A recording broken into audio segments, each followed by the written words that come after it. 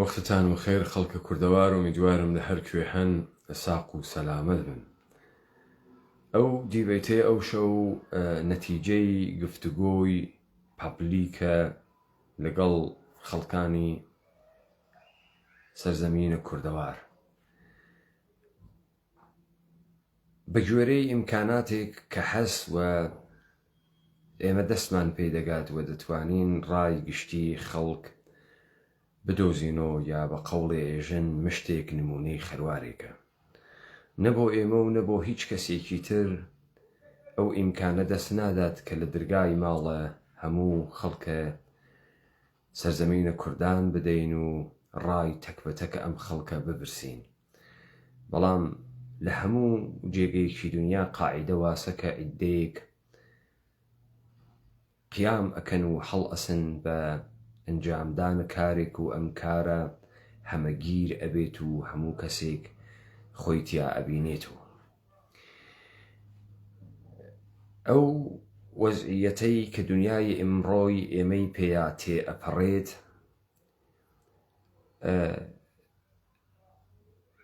ئەو هشدارە ئەدات بە ئینسان کە دەبێت ئامادە و تیار بێت بۆ ئەگەری هەر چەشنە ڕووداوێک کە لەوانەیە لە داهاتوویەکی نزیکە ڕووبدات. لەوانەیە ئێمە لەم تەمەنەی خۆمانە لاپەڕەکانە مێژوومان لادابێتەوە و پێمان وابێت کە بەشەریەتە ئیمڕۆژ بەشەریەتێکی سڵح دۆستی لە لوتکەی ئەخلاقایە کە ئەو جنایەتانەی تو لە تاریخ دووپات ناکاتەوە و پێمان وایە کە ئینسانگە لە دنیای ئیمڕۆ ئینسانگەلێکی ئاشتی خوازن. هیچ وەخت دنیاوە نەبووگە، هیچ وەخت دنیا ڕووی سڵح و ئارامشی بەخۆی نەدیگە، یعنی جەهان بەشەری. بۆیە شەڕ بەشێکی نەپچراوی ژیانی ئینسانەکان بووگە و ئەوانەی کە نەیانتوانیگە لە خۆیان بەرەنگاری بکەن هەتایە لە تاریخ و لە مێژوو سڕیاک نەسەوە. ئەو شەرایەتەی کە لە دنیای ئەمڕۆ هەست و گۆڕانە دەموچاوە سیستەمە نظام جەهانی لەگەڵ تێکەڵبوونی جەنگەلی دەرونی قەڵەمڕەوی وڵاتانی جۆرا و جۆر، هەڵگیرسانە شەڕە ئوکراین و ڕووسیە، دەستپێکردنە قەیرانێکی گەورەی ئابووری لە ئەمریکا، بریتانیا و ئیتحادیەی ئوروپا و هەروەها چین، ئێمە خەریکە بەرەو ڕووداوگەلێک ئەوە کە دەبێ بۆی ئامادە بین. ئێمە بە پێچەوانەی پرۆپاگاندای میدیا گەلێکە خەریکن خەڵک بەرەو بێمەسئولیەتی، خەڵک بەرەو نووستویی، خەڵک بەرەو بێتەفاوتی ئەبەن، ناچارین کە بە دیارە هێز زۆر و بۆر و دانەنیشین، بەڵکو مەچەکە خۆمان بینە سەر و بە خوێندنەوەی خۆمان هەستین بە جێبەجێکردنە کارگەرێک کە زەرورەتە ژیانە هەر ئینسانێکی وشیارە کە لە پێگەی خەڵک و دانیشتگە، خەڵکێک کە بێدەسەڵات کریاگە و تەمامە دەسەڵاتی لێ زەوت کریاگە و تەمامە دەسەڵات دریاگە بە شانە دەوڵەتگەل و موئەسسات گەلێکە بە جۆرێک ئیدارەکەرە ژیانە ئەو خەڵکە بن. ئێمە لە دوای ساڵە 91 شاهدە ئەوە بووین کە ڕاپەڕینێک دەستی پێکرد بە هەوێنە هاندانە ئەمریکا و لێو دوا دانانە نەوفلای زۆن و زۆنە دژەفڕین لەلایەن وڵاتانی ئوروپی و ئەمریکاییە تا فەرازە 2003. دوو حیزب بەناو کورد بەناوە پارتی و یەکێتی تەمامی دەستکەوتی ئەم ساڵانەیان بوو بەوەی کە وتیان ئێمە دەستورە عێراقیمان چەسپاندەگە و دەستورە عێراقی قابلی گۆڕان نییە و ئەمە شەهادەیەکی نێودەوڵەتیە و کەسێک یاسای نێودەوڵەتی پێشێر ناکا کەوا نەبوو. قانون ئەساسی عێراق قانون داخڵیە عێراقە و دەستورە داخڵیە عێراقە و تەوازنە هێز ئەتوانێت چۆنیەتی و مەسیرە ئەم یاسا و ئەم دەستورە بنەڕەتیە دیاری بکات. پاشان زلکردنەوەی یاڵەتە متحدەی ئەمریکا و ئەوەی کە ئێمە ئەمریکامان لە پشتە و ئەمریکا دۆستمانە و ئەمریکا ئیرادەی هەرچیەک بکات وا دەبێت و کەس ناوێرێت ئیرادەی ئەمریکا بشکێنێت. پس دەستور بوو بە گەورەترین دەستکەوتە ئەم بەرادەرانە حیزبیە. ئەمڕۆ ئێمە لە ساحەی عێراقێکا خەریکین تەماشا ئەکەین کە موقتەدا سەدرێک بە ئاسانی ئەتوانێت پارلەمانە عێراق بگرێت. وەکو هەموو جارێک ئەم دەستورەی عێراق پێشێل بکرێت و لە بەرامبەرە مؤسساتە دەوڵەتیە بوێسرێت. موقتەدا سەدر بەم ئیجماعە سیاسیە و بەم سیستەمە پارلەمانتاریە ئێژەی سیستەمە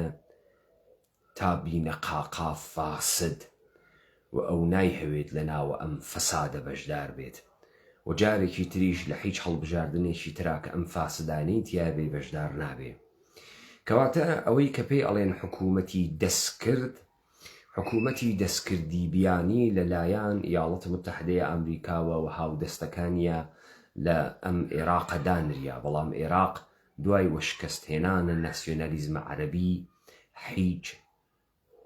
چیرۆکێکی نییە تا خەڵکە عێراق دروستکات یان نەتەوەی عێراق دروستکات. کەواتە ئەمانە هاتن لەسەر ڕەوایەتە سازانە عەشایر و فرقەگەل و سکتگەل عێراقێکی تازە تعریفکەن. بۆ یەکەم جار دوای ئەوەی کە بە جمهوری ئیسلامی ئێران ناسیۆنالیزمە عەرەبیان لەبین برد، ئەدەبیاتی سوننە و شیعە هاتە ناو ساحەی سیاسی عێراق. ئەمڕۆ بازیگەرێک وەکو موقتەدا سەدر کە هەم هێزە نظامی هەست، هەم بەرەی خەڵکی وا لەگەڵا، هەم دەستی گرتووە بە ئیدئۆلۆژیەکی دینی ئەویشە نەوعە تەشەیوعە قیامی حوسەینی، هەبوونە ئەبزار و کەرەستە و پارە، هەبوونە مەحبوبیەت و پێگەی مردمی و لە هەمان کات عەرەببوون و لە بەغدابوون. ئەو دەسەڵاتە بە موقتەدا سەدر ئەدات کە موقتەدا سەدر ئیدعای حاکمیەتە عێراق بکات کە دەیشی کات. موقتەدا سەدر تەحملە حەشد شەعبی ناکات و حەشد شەعبی بە هێزی هاوتەریپی سپای عێراقی ئەزانێ. موقتەدا سەدر وەختێ ئەڵێت پارلەمان تعبیر لە ئیرادەی خەڵک ناکا، بەڵام دەستگای دادە عێراق تعبیرە لە ئیرادەی خەڵکەکات، مەبەستی ئەوەسە کامە مؤسسات گەلێکی نیوتراڵن و هیچ چەشنە ئیدەیەکی سیاسیان تیان نییە و لە ڕێگای قانون و بڕێوە ئەچن لە ڕوانگەی موقتەدا سەدر و ئەمانە مؤسساتە خەڵکی و شعبیە عێراقن وەکو ئەرتەش، وەکو سپای عێراق، وەکو دەستگاهی داد. بەڵام حەشد شەعبیە کە بە ئیلتیجای حیزب الدەعوە دروست کریا بێت و بە فتوای ئایەتوڵڵا سیستانی و بە بودجەی دەوڵەتە عێراقی تەجهیز بکرێت و هەموو کەرەستە و ئیمکاناتی چەک و چۆڵی بینولملەلی و بەردەستی بنرێت بە بیانووی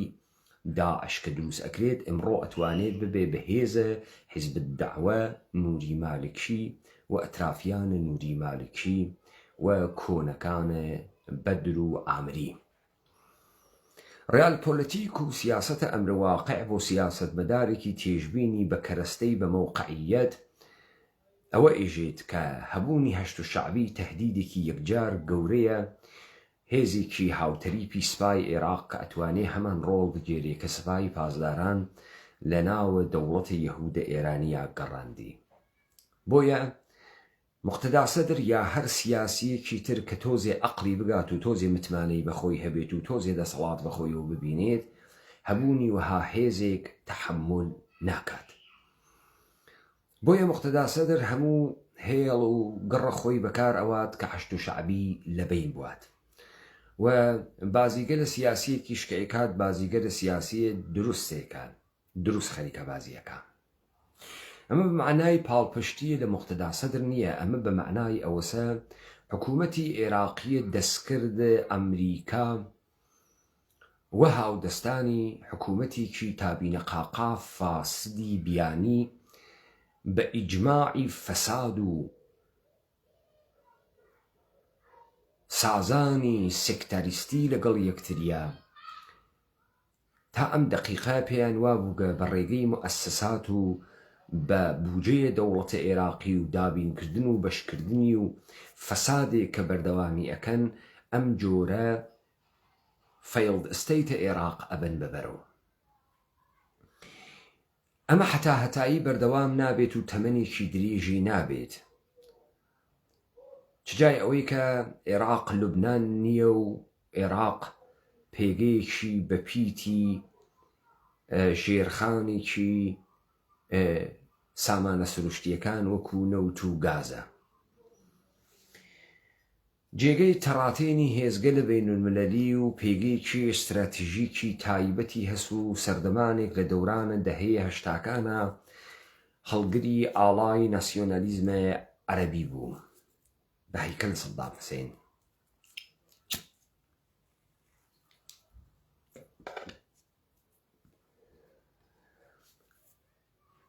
ئەوە مهم نییە کە موقتەدا سەدر تاکوێ ئەڕواتە بەرەوە، ئەوە مهم نییە بە چه ئیمتیاز گەلێک سازان ئەکات، ئەو مهمە کە ئێمە بزانین ئەم پێگەیە فەساد و سازانە سێکتاریستیە لەسەر بەرژەوەندیەکان ڕۆژێک تەواو ئەبێت. ڕۆژێک تۆ دەسەڵاتێکی زیاترت گەرەک، ڕۆژێک تۆ هەست بە هێزێکی زیاتر ئەەکەی و ڕۆژێک تێت کە تۆ گەرەکتە هەمووی ئەمانە لە ژێرە ناوە فەسادە ئابووری کۆمەڵایەتی سیاسی وا بەستەبوون و بیانی بوون و تۆی بۆی بوون و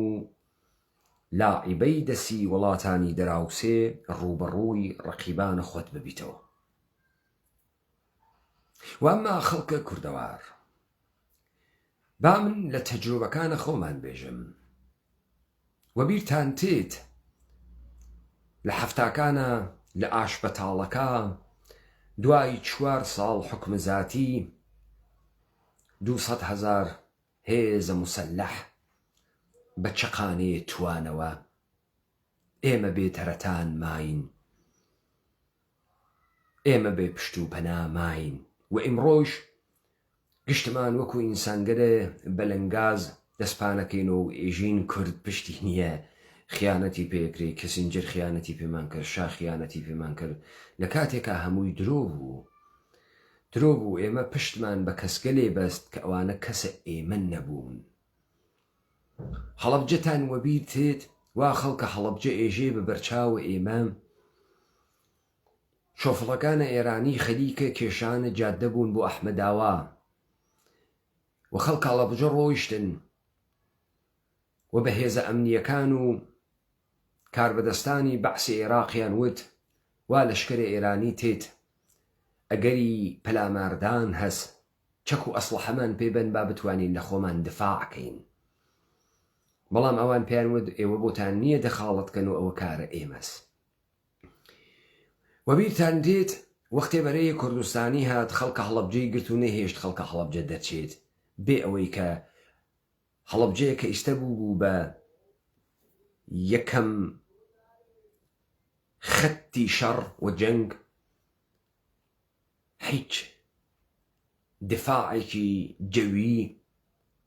هیچ دفاعێکی بتەوی عەرزی نەبوو و خەڵکە هەڵەبجە لەوێ ڕۆحەن قڕ کریان نەلەشەن بە تەنهایی و خەڵکە هەڵەبجە دوای شیویا بارانەکەی هەڵەبجە ئیتر نەبوونەوە بە خەڵکەکەی پێشووترە هەڵەبجە. ڕەوەکەینەوە دوو یەکتان لەبیرە 31 ئابتان لەبیرە. پەلاماردانەکەی داعش و شەنگالتان لەبیرە، وا هەڵ ئەهاتن و خەڵک فەوج ئەگیریان و تا مەخمور هاتن و خەڵکەکە خەریک بوو هەولێر چۆڵکە، هەر سەیارە بوو دەرەچوو. نوێنەرانە پارلەمانە کوردستان هاتبوونە ناوە شەقامەکان، قاوەخانەکان، داوایان لە خەڵکە کردیان و هەولێر ئامینە دەرمەچن. خەڵکەکە دەرەچوو لەبەرەوەی خەڵک بڕوای بەمانە نەبوو، بڕوای پێیان نەبوو. 16 ئۆکتۆبرتان لەبیر تێت، وا خەڵکەکەی دووسخۆرماتوو کەوتنە بەر هێرشە حەشت و شەعبی و کوژان، وا خەڵکەکەی خانەقەی تفی کردە ناو چاوە بەناوە هێزە پێشمەرگەی دەرچوو، وا خەڵکەکەی کەرکووک بێدفاع ماو و هەمووی قسەکانی لە پشتە تەلەڤیزیۆن لە کوردبوون و کوردستانی بوونە کەرکووک بوو بە فشە و نەمایش، و ئەو هێزە بتەوە بە تانکە بە حامەرە بە سرعەتە 100 مایل کەرکووکی بەجێهێشت. خەڵکەکە ماوە و دنیای غەم، خەڵکەکە ماوە و دنیایەک شکەست، خەڵکەکە ماوە و فراغ. ئاوارەیەکانە سەر سنوورتان وەبیر دێتۆ، لە تەنانەکان وا فڕیان ئەدا و بەجارێ هەزاران دەست بۆی بەرزەوە لەبیرتان تێتۆ.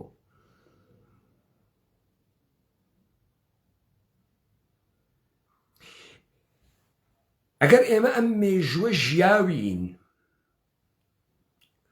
و بە گوێرەیە 30 ساڵە ڕابردوو ئەوانەتان کە بەناوە کوردایەتی قسەتانە کرد، داواتان ئەکرد کە هێزە ملی و هێزە نەتەوەییە مسلحە کورد دروست بێت و هیچ کاتێک نەبوو، و ئەوانەی کە ئیمڕۆ چەک بەدەسن، چەک بەدەسە سکتی و فرقەئی و حیزبین، نەک چەک بەدەسە ئەم مەردمە. ئێمە بەو زەرورەتە ئەگەیەنێت کە ئەوزاعە عێراق لە شێواندایەوە، عێراقە داوە شیاگ بەو حکوومەتە زۆڵەزا سەقەتەی کە بە سەقەتی و پاش تەعەدای ئەمریکا لەدایک بوو، ڕوو لە مەرگە. بۆ یەک ئەوەی دەستکەوتە ئێمە بووگە ئێمەیە خەڵک نابێت لە دەستی بدەین، بەڵکو دەبێ زیادەتی کەین و گەورەتری کەین. ئێمە نابێت وەکو دائیمەن وەکو گێسکەکەی هەیاسە خاسمان لێ بێت و گەشمان کەنە و ڕەشمان کەنەوە. ئەبێ لە جێگەیەکە ئێمە بەر بەمە بگرین، ئەبێ ئێمە بتوانین دەستکەوتەکانە خۆمان حیچ بپارێزین، سەروەری و گەورەییە خۆشمان بە هەموو ناوچەکە بڵاوە پێ بدەین. ئەمە سەرەتای تێگەیشتن لەو زەرورەتەسە کە ئەبێت بتوانین خۆمان لە خۆمان دفاعکەین. کێ لەم سەرزەمینی کوردەوارە عەسکەری نەکرد بێت؟ کێ لەم سەرزەمینی کوردەوارە دەستی بە چەک نەگەیشت بێت؟ ئاشنایی بە چەک نەبوو بێت؟ کێیە لەم سەرزەمینی کوردەوارە چەکێک لە ماڵیان نەبێت، لە تاپڕێک بێت تاوی کەیسیەک؟ ئێمە عملاً وبالقوة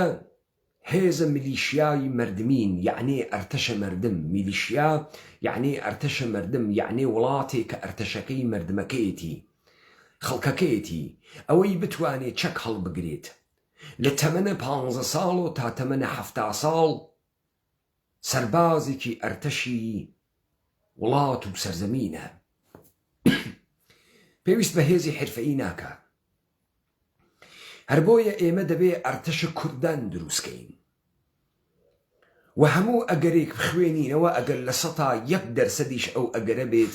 نابێت مێژوو جارێکی تر تکرار بێتەوە بەسەر ئێمە. ئەزمموی یەک لە دوای یەکی کورتەماوە بە ئێمەی سەلماند، وەختێ داعش پەلاماری دا لە شەنگال، خەڵکی هەولێر دەرچوو، چون خەتە دفاعی نەبوو، چون سازمان دەهی نەکرابوو چون خۆی پارێزەرە خۆی نەبوو دابوویە دەسە بڕیار ئەوانە سەرشۆڕیان بۆ ئێمە هاورد وها سەرشۆڕیەکیان هاورد کە قاسم سولەیمانی نەبوایە هەولێریان لێ گیریا بوو دەیان جار خۆیان ئاعترافیان پێکرد دەیان جار خۆیان ئاعترافیان کرد و مەمنونی قاسمی سولەیمانی بوون کە نەیهێش داعش بیان خوات و تەعەدایان پێ بکات هێزی فەشەلی ئاوا هیچ جێگەی متمانە و پشتبەستن نییە خەڵکی ئێمەیش تااقەتی ئاوارەبوون و ڕەوکردن و ئەسەر سنوورەکان و کەرامەتشکانی نییە خەڵکی ئێمە وەژێرە ڕەوایەتە هیچ جەریانێکی بنیادگەرای سەلەفی شیعە و سوننە ناچێت خەڵکە ئێمە ناچێتە ژێرەبارە فەسادێکی سیستەماتیک تا لە ئینسانە ئێمە ئینسانێکی خەسیاگی بێمەسئولیەت دروست کات هەر بۆیە یاران ئەم سەرزەمینە هەڵئەسن بە دروستکردنە ئەرتەشە کوردان سازمەندەهیکردنە ئەم ئەرتەشە ئەوانەی کە ئەتوانن ئەسلحە هەڵگرن ئەوانەی کە بە چەکوچۆڵ خۆیان ئەتوانن ئامادەگی بکەن و تەوانە عسکەریە خۆیان دەربخەن پێویستیان هەست کە کۆ بکرێنەوە ناونویسی بکرێن تەقسیم بندی بکرێن بە ناوە ئەرتەشە کوردان تا ئەم هێزە بە عنوان هێزە خەڵک بۆ یەکەم جار دوای 300 ساڵ لە هاوکردنە سیستەمیکە جیهانە کوردیا دوای 300 ساڵ دیسانەوە ئەرتەشە کوردان لەدایک ببێت بۆیە لەم داهاتووە وا قەیرانە ئابووری جیهانی گرتووەتەوە و ئێمە دیمان یاڵەتە متحدەیە ئەمریکا ئەفغانستانە 20 ساڵ لە ژێرە هێزە چەکە خۆی و دەوڵەتە دەستنیشاندەیە ئەفغانستان و جەنگ سالارانە ئەفغانی دوودەسی دایەوە دەسە تاڵەبان و یاسای ئەفغانستان و دموکراسی ئەفغانستان و هەمووی ئەوانە تۆڕەهات بوو ئەوەنە بە پەلەپەل دەرچوون خەڵکەکەی ئەفغانستان و هاوکاریان بوو خۆیان ئەبەستەوە بە فڕۆکەکان و لە ئاسمانگە کابڵە ئەکەوتنە خوارەوە حکوومەتە فەشەلەکەی ئەشرەف غەنی هەروەکو حکوومەتە زۆڵەزاکەی ئەمسالە نووری مالکی و پارتی و یەکێتی و حیزب الدەعوە و ئەمسالە موقتەدا سەدرە و ئەم تەوازونە ئەشێوێت لەبیرتان دێ وەختی ڕفرەندۆمەکە جەماعەتی نابارزانی ئەیانوت ئیسرائیل لە پشتمانە و فڕۆکەکانە ئیسرائیل بەسەر هەوای کوردستانە تێ لە دام و دەستگانی دیایەکانیانەوە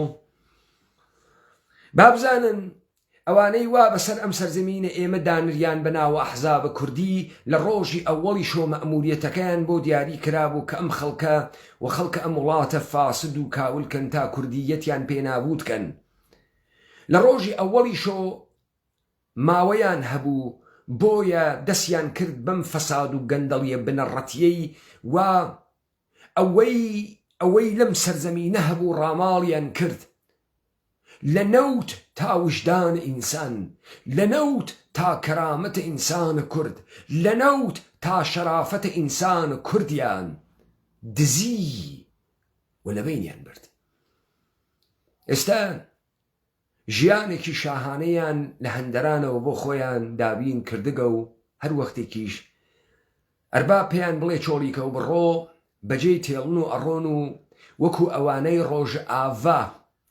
و بەشار ئەسەد و دەوڵەتە ئێرانی کوبانی بۆیان چۆڵ کرد و قامشلوویدا دەستیان و فویانی تێکرد وتی ئێوە گەورن و بردنیە ناوی تەلەڤیزیۆن نەمایشە شەڕەداعشی پێیاندا ئێستا ئێژن وەڵا کە زۆڕین و داماوین و مەعامەلامان تێکریا و کورد پشتی تێکری و کورد باوکینیە و کورد هەمیشە بێ ئێرادە بووگە و کورد فڵان و وەکو ئاوی خواردن قوتارە بن و دەرەچن و 2 ملیۆن خەڵکی کوردیشیان لەو سەرزەمینە دەرکرد خاکەکەیان تەعریب کرد خاکەکەیان تەتریک کرد پەڕیان کرد لە عەلەویە تورکەمەن و عەلەویە عەرەب ئێستا ژەڵێن دەسیوی دەسەڵاتمان ئێمە هەر ئەفسەری استخباراتی بەشار ئەسەد بووگین بەشار ئەسەدێ وا 1 ملیۆن ئینسانی کوشت ئەمانەی وا ڕۆنە دەرۆێژن کورد کەسی نییە پشتی نییە وەکو چۆن مەسعود بارزانی لە ئەنفالەکانەوە لە چەپەڵەمە گرت بووی ئەیوت ئێمە پشتمان نەبوو کەسمان نەبوو بووێ وامان لێ هات 3-4 ڕۆژ لەمەو پێش دیسانەوە دەرەچنەوەی قوچێن نوە ڕۆنە وڵاتێکی تر و بەرسیوی ئەدەنەوە ئەڵێن وەڵای ئەمریکا خیانەتی پێمان کردو وەکو ئاشپەتاڵەکەی نێوەڕاستی هەفتاکان کسینجر خیانەتی پێمان کردو شای ئێران خیانەتی پێمان کردو کورد دۆسی نییە بێجگە لە چیاکان ئەمە پیلانجێڕیە لەسەر ئەم مەردەمی کوردە کوردی واتەنی جارێک خەڵەتیام دەینم وەملە خوا جار دووەم دەینم وەملە خوەم یا ئێمە سابەتی یەکەین دائیمەن حەزمان لە ماڵوێرانی و کەرامەت شکان و تەعەدا لێکردن و ماڵ بەجێهێشتن و خۆ بە غەریبەزانە و دائیمەن حەزە بە سواڵە لەم سنوورانە و ئەو سنوورانە ئەکەین و ئەوەی شکۆستێمانە نەماگە یا ورد و درسمان ئەرتەشە کوردان دروست ئەکات و ناهێڵێ هیچ کەسێ تەهدیدە ئێمە بکات ئەگەر ئێمە ئەرتەشە کوردان بین تورکیە ناتوانێ بێتە ناوە خاکە ئێمە بە 4 دانە تانکە ئەڵمانی و بە هەلیکۆپتەرە کۆبرا ئەو شەڕە مەردمێکی پێ ناکرێت شەڕە کوردانی پێ ناکرێت تورکیە ناتوانێ غەڵەتی وا بکات ئەگەر ئێمە ئەرتەشە کوردانمان دوێت ناتوانێ بەم خیابانانە باڵە باڵ بکات دەوڵەتی یەهودە ئێرانی ناتوانێ وا بکات چون ئێمە لە تاران هەڵیەتەکێنین و ناڵی لە تاران دانیشێت بۆیە وا ڕۆڵەکانم سەرزەمینە بەم نەتیجە گەیگن کە ئەرتەشە کوردان دروستکەن و ئەوێ ئێوە تەک بە تەکتان هەستن بە دروستکردنە ئەم هێزە جەماوەری و گشتیە کوردانە تا دنیا لێمان بترسێت و خۆمان هەست بە شکۆ و لە خۆبایی بوون بکەین لە وجودێک کە دەرمان خستگە و متعەینمان کردگە لای ئێوە خۆش